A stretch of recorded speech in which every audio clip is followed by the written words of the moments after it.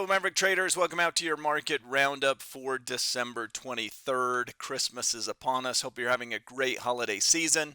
We always take a look at meaningful news in the markets. We're going to look at where things are heating up, slowing down. We'll touch on that more and then highlight our best ideas. And I'm excited about the ideas today. Disclaimer. This video was created for professional stock and option traders.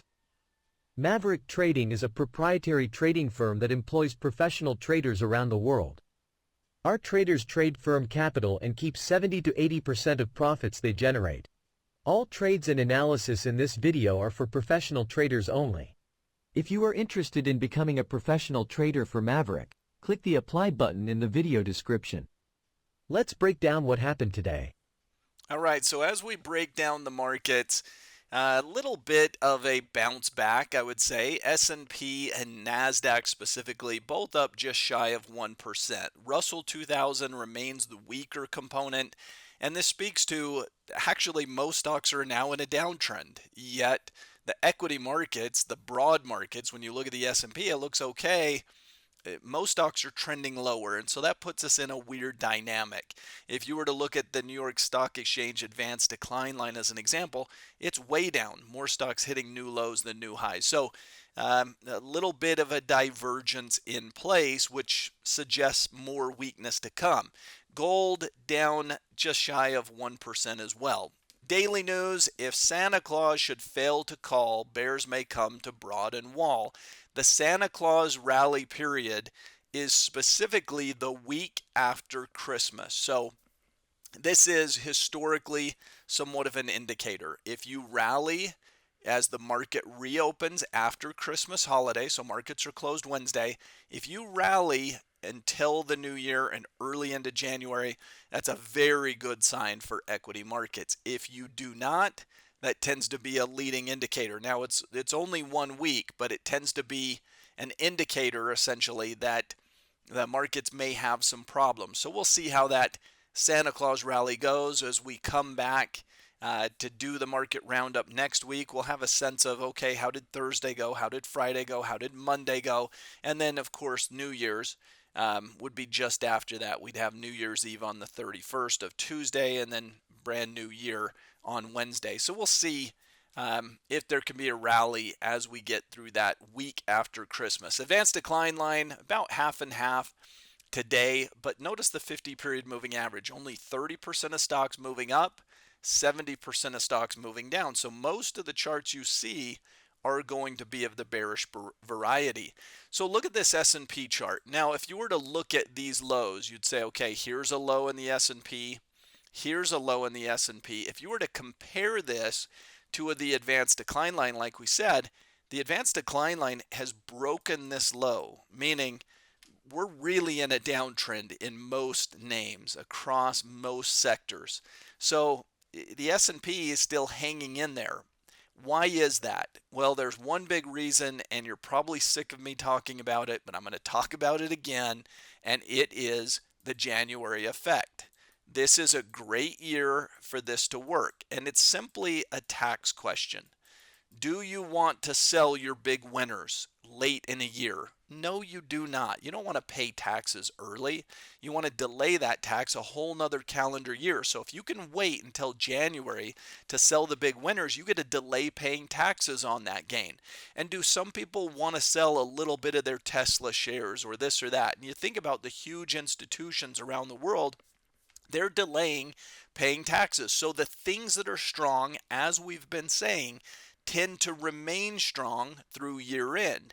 However, you want to sell your losers because you want to use that loss against winners and reduce your tax bill. So it's simple. In December, the weak get weaker and the strong get stronger. And so the trend persists. But something happens when January hits, and it's often like a light switch going off. It's often just a complete 180 from that, where what had been weak becomes the strongest, what had been strong becomes the weakest. Do we know that will perfectly play out? Of course not.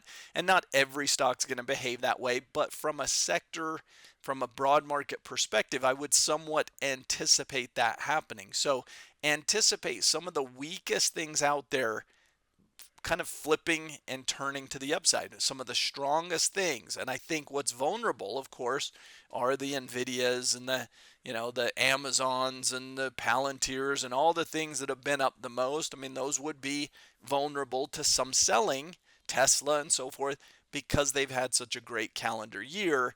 And once January hits, now they can, if somebody has an outsized position in Tesla and they really want to sell some, they're going to wait until January and then they can start selling some of those shares. So a lot of the stronger names are vulnerable.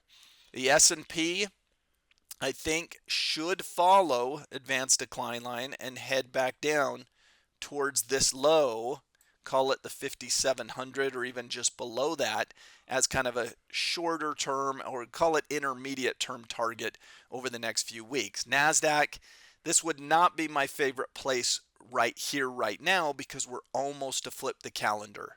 And when that calendar flips, a lot of the NASDAQ names could be vulnerable. And they're so impactful to the broad equity markets that, again, I would anticipate further weakness here in equities. This is probably a little bit of a canary in the coal mine. Where there's smoke, there's fire. As we rally, there's probably going to get hit with more supply and more selling and get another lower low coming in equities.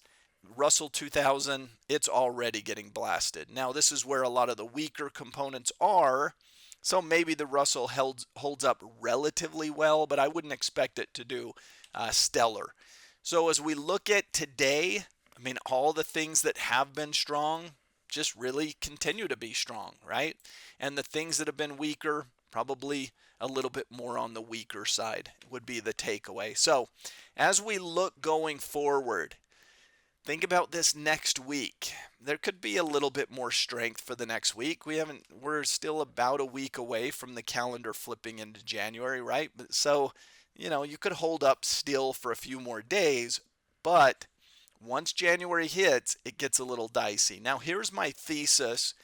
The two that I've got on the bullish list are literally some of the worst stocks in 2024, but have started to move in an uptrend. And that's two characteristics I want. I want things that performed poorly in 2024 because, again, the January effect is a lot of people had to sell them or wanted to sell them to use that loss for tax purposes.